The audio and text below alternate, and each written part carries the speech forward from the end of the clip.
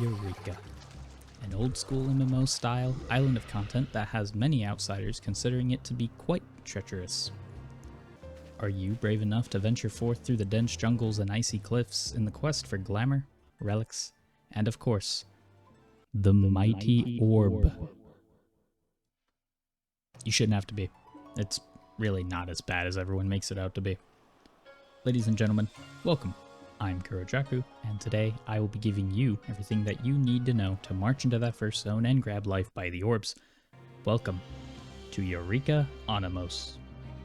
Before we begin, best to make sure you have completed the Stormblood MSQ and are even able to pick up the quest in Rhalgr's Reach to access Eureka. If so, great. If not, then it's back to MSQ with you. Please come back later. Okay, thanks, bye. Still here? Okay, cool. Moving right along then. Follow your quest log and you'll eventually be told to talk to Timu Thancred over here, and finally you may enter. Not so fast, fuckers. There's still a little prep work to do before this expedition of ours. Firstly, decide on a job to play, and make sure it's at least level 70. Personally, I'd recommend sticking to any job that was available during Stormblood, as these are the only ones with a relic weapon available. And while the relic really has no effect on your actual gameplay in Eureka until the very final and optional stage, and by optional I mean there's not even an achievement for getting it, in the event that you do end up a fellow Eureka addict, such as myself, I can quit whenever I want to, I swear, then you'll be glad to have a relic on hand. Besides, it's much more fun to wave around a shiny new stick during your Eureka travels anyways. Speaking of relic weapons, you get the first stage after completing your level 70 job quest. You should already do these for crucial job skills anyways, but all the more reason to make sure you finished your job quest line before coming to Eureka. I will go into relics more near the later portion of this guide, but for now let's move on. Once you've decided what job to play, come talk to this friendly fellow over here and get yourself a special chest piece. Either a Kirin's if you're playing a physical job, or a Vermilion cloak for the supports and casters. These pieces of gear have special stats on them that are only functional in Eureka, and your only way to directly upgrade your stats until the very end of your Eureka journey. I'll go into how these stats work very soon, but that'll be in the next segment. Now, the items that you need to trade in for this special gear is only available in the Baldesian arsenal, and thus are not available to you just yet. Thankfully, they are tradable items, so either find a friend to give you some, or head to the market board to buy your own. While you're there, you may as well pick up some Potions of Harmony too, one of the few XP boost sources available in Eureka. You are now ready to begin this grand adventure, wrought with danger, intrigue, trial, friendship, mystery, and most importantly of all, the orb.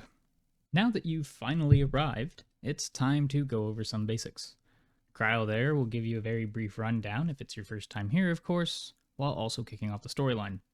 But before we go any further, it's best you know how this place works.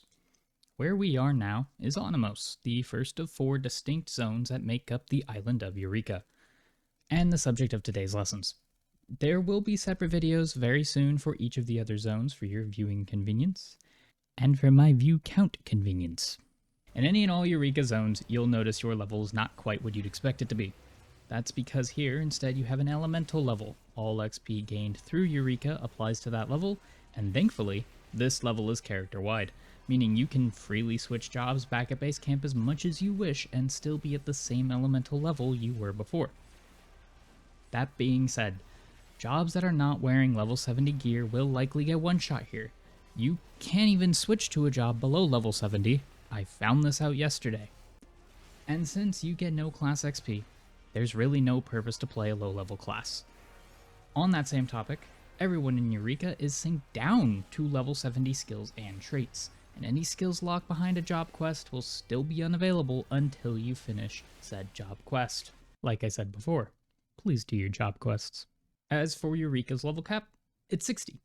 However, each zone has its own cap along the way, so for the sake of today's video, the level cap is 20 in Anemos. 15 levels in Pagos, which will leave you at level 35, another 15 in the third zone of Pyros, and the final stretch of Hydatos being the smallest at 10 levels to reach the cap. If you reach the cap in a zone, you cannot go any higher. You will always be down synced to the cap of that particular zone. You can still acquire XP beyond that level cap, but it will probably be pretty slow. However, it's not a waste of time if you are still working on things like your Relic Weapon and have already hit level 20. On the topic of elements, we have the elemental stat itself and the Magia board. For you see, every creature you see in Eureka, the wild animals, the deranged horrors, yourself, even Kryl probably, they all have an elemental level attached to them, indicated by this little symbol besides their name. You ever play rock, paper, scissors? Or Pokemon? Of course you have, who hasn't these days? You should be familiar with how this works already. Each element has a weakness, the element it takes more damage from, and a strength, the element it does more damage to. In the event the elements match, damage is instead reduced. If it is a neutral element, then no real effect applies. What this means for you and your fancy Magia board is this. If you want to do as much damage as possible, then you will want to set your element by spinning the board to whatever would be strong against the target. Wind to kill fire, for instance. If you want to reduce the damage and tank for your party, assuming you have a party, or friends at all, set your element to match the opponent you are tanking. So fire to tank fire. Now you may have noticed by looking at the board that wind is in fact not sitting behind fire, and it may look a little confusing. That's because it's less of a wheel and more like two Doritos stacked on top of each other. The Fire Ice Wind Dorito and the Lightning Water Earth Dorito. I feel like this analogy is breaking down a little bit. Or you can just ignore all of that and use a fancy pair of macros to set yourself to tank stance or murder stance for whatever you happen to be targeting. You may have also noticed I have these 5 white gem looking things on my board. Meanwhile, you'll likely only have one to start. These are called Magicites. When slotted, they increase your element towards a certain affinity, and while technically you could spread them out, there is no real good reason to do so. Especially with the macros, we can easily go from all-out attack to defensive mode with the click of a button. These Magicite are obtained by the following main questline, which continues every couple of levels. You'll have all 5 by the end of your time in Anemos, and it is a top priority that you get your hands on these the moment it becomes available. Always check back with Kryl to see if she's got a new quest for you. Unlike the rest of Final Fantasy XIV, these quests are completely unmarked, so you are on your own, bucko. I'm just kidding, here's a map, have fun, don't die, moving right along. I've also added a map, the various Aetherites in Anemos, as well as the level they can be attuned to. These are very helpful when it comes to fate farming, but we'll get to that later. Last thing you need to know before heading out is this. The 2 unique stats in Eureka mentioned earlier when I had you buy that fancy chest piece that you should be wearing right now. You are wearing it, aren't you? Good. Elemental stat is what it sounds like. It does everything the Magicite do, from boosting your damage to reducing how much you take, only it does this for all elements at once, which is why picking up one of these chest pieces was so vital at the start. By the end of our journey, you'll be able to get a full gear set with elemental stats on them, but those aren't available until the very end of progression. The other basic stat is haste, found only on the Kirin's or Vermilion pieces, and some very special rare drop jewelry in the next zone. Haste is basically skill speed and spell speed all rolled into one, with about 1% per 1 haste stat. Keep in mind, haste does not work outside of Eureka. You are now ready to step through those not so pearly looking gates and gather your strength. Oh, and before you go, grab some potions from this lad over here. It's free regen, so there's really no reason not to. How do you level quickly without getting your head popped like a watermelon in the not hot kind of way? Okay, fine, I'll tell you. Step 1. Make sure you have those potions of harmony I told you to buy earlier. The difference between normal quality and high quality is just duration, so it doesn't really matter that much. Secondly, go find one of the elemental fairies scattered around the zone, and stand next to it. Wait for it to finish its cast, and you'll have another long-lasting XP buff. Be careful not to drag hostile mobs near the fairy or attack around it, as it can take damage and it will die. Now, you could roam around aimlessly looking for these things, or you could just ask in shout chat if anyone has seen one lately. XP boosts aside, let's talk XP farming itself. There are a few things you need to keep in mind when you farm. 1. The XP you receive depends on the gap between your own level and the level of the mob killed. Anything below your level is a complete waste of time when it comes to XP. There's technically a reason you'd ever want to do this, but we'll come back to that when we start talking about fates. Mobs equal to your level give very little XP and are honestly also not worth your time. For every level above your own the mob has, the XP will scale higher and higher, peaking at 6 levels higher than your own before dropping off at the same rate for levels 7 and 8. Though there is honestly no reason to ever farm mobs 7 or 8 levels above you. Mobs 9 or more levels above you give no XP whatsoever to discourage boosting from other players. 2. When in a party with another player, the gap between the highest and lowest player cannot be any greater than 8. So, for example, if you want a level 20 friend to help you grind, then you will need to get yourself to level 12 on your own to be within XP gain range. 3. Every enemy you kill, within XP range of course, will give you a chain, which you can see under the Magia board. The higher the chain, the more XP you get per kill, but the less time you have to kill another mob before the entire chain falls off back to 0. Getting the chain all the way to the cap of 30 also resets it back to 0 to be built back up again. And 4. Death in Eureka means losing XP. If another player revives you, then you won't lose anything. But if you have no choice but to recall, you will set yourself back. So especially when you are playing solo, it is always best to play it safe, rather than risk it for more XP only to lose it all anyways. So in my opinion, the sweet spot to straight up mob grind goes something like this. Whether you're solo or in a party, find a pack of mobs that are low enough of a level to kill quickly so that your chain does not drop off, and are not a threat to your own life and hard-earned XP, but as high of a level as possible to get as much gain as you can. 2 to 3 levels above my level seem to work nicely for me solo, with even 4 or 5 or even 6 levels higher if I had a solid group with me. My rule of thumb is I'll pull 1 or 2, maybe 3, and if my health bar doesn't move too much, then I'll pull a few more, so on and so forth. But always play it safe. The only reason you should ever farm mobs below your level, assuming you're not just helping a friend, that is totally real, and you did not make up, is to trigger the special Eureka fates, but we will come back around to those. Eureka also has weekly challenge logs. The challenges are the same every week and give an absurd amount of XP that scales with the current level when the challenge is completed, making it a great head start. You could honestly aim to clear each zone of Eureka in about a week and use the logs as a quick boost when you enter a new zone. Or you could be extra slow and let logs be your primary source of XP if you don't have a lot of time per week, aren't a fan of Eureka, or just feel a bit lazy. And finally, we can talk about fates. Also known as notorious monsters around here, I'm just going to refer to them as fates because it's easier to say, and that's what they look like on the map. These blue circles indicate a special boss monster has spawned that are a very solid source of XP. Though the amount is based on the level of the fate itself, you should never bother with any fates more than 2 levels above your own, as the XP drop-off will be so steep that it's honestly a waste of time compared to just farming mobs yourself. And for the max level fate in the zone, it's within 1 level instead of within 2 to get any rewards, but we'll talk about that in a bit.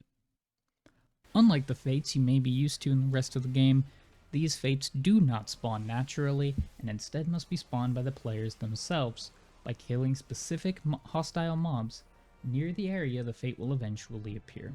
Which brings me to my next topic, the Eureka Tracker, a community-made third-party tool that us Eureka addicts use to keep track of what fates have spawned in a certain instance and how long it might be until they can be respawned again. And for you purists out there, do not worry, this has nothing to do with plugins of any kind. Let's pretend I load into a fresh instance of Anemos, not a soul in sight because it's 2 AM on a Tuesday and I'm unemployed. I'd go to this website, which will also be in the description, make a new tracker for Anemos, or whatever zone I'm in the future, and voila! Every possible fate that can spawn in Anemos will be before my eyes. As the tracker host, I can, and should, manually click this pop button anytime a fate is spawned, not when it is killed, but when it is spawned. That is when the timer will start ticking for the next respawn. I probably should have also mentioned this earlier, but yes, every fate in Eureka has a 2-hour cooldown before it can be spawned again. Anyways, where was I again? If you look at the top of the page, you'll see the password, which you can send to someone to let them also have permission to pop fates on this tracker specifically. Be careful giving this out willy-nilly though. You don't want to get trolled and confused, though I've rarely ever seen that occur. And more importantly, you will see this tracker ID. Now, let's suppose instead of joining an empty instance, I notice a dozen or so people are actually here. More often than not, you can ask in shout chat if there's a tracker up and you'll be shown the tracker link. Everything following that / is the tracker ID, so you can either copy paste this whole link into your browser, or go back to that main tracker page we saw and put that ID in the very obvious tracker ID box. All that out of the way, let me teach you how to actually read the damn thing. Timers are simple enough to understand, but what about the rest? This little chest beside the boss name indicates a special drop unique to that boss. While these aren't particularly important in Anemos, besides the final boss for the relic of course, this will become good to know in the later zones. These moon symbols, besides mobs you gotta farm, indicate that these mobs will only spawn at night, meaning the fate itself is also somewhat locked behind nighttime as well. If time flips from night to day, the boss will not despawn, the mobs will. So if the fate is already popped, you're safe. If you hover over this little map icon, you will get a nice pop-up showing you where the fate will spawn.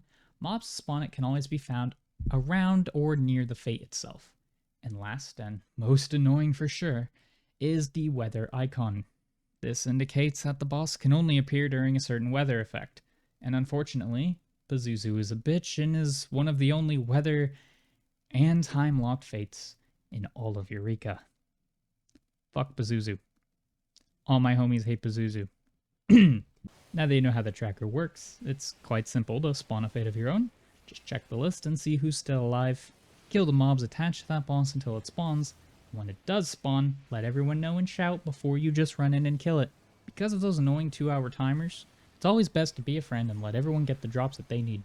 And what drops are those, you may ask? Well, besides the XP and boss exclusive loot we mentioned earlier, there are lockboxes, which can be taken to an NPC back at camp for some random loot. Don't get too excited though, most of this loot is basically garbage, but I mean there is a rare untradeable dinosaur mount, so you may as well open them and try. You also get poetic tomestones. Quite a lot of them actually, especially if you're running a fate train through the whole instance, so you can keep an eye on them and try not to overcap them too much. And most importantly of all, the Anemos crystals, which are used to make the Anemos stages of the Relic Weapon, as well as some optional upgrades to your job's Stormblood artifact gear. And now that I've brought that up, now seems like a great time to finally talk about relics. Meet Geralt, my favorite debt-ridden alcoholic blacksmith. Not that I know many of those, to be fair. This handsome lad will be along for each zone as we work on our shiny new relics with some slight differences from map to map on how it goes. But for now, let's stick to Anemos, and thankfully it's very simple and straightforward. First of all, like I mentioned at the start, make sure you've done your job quests.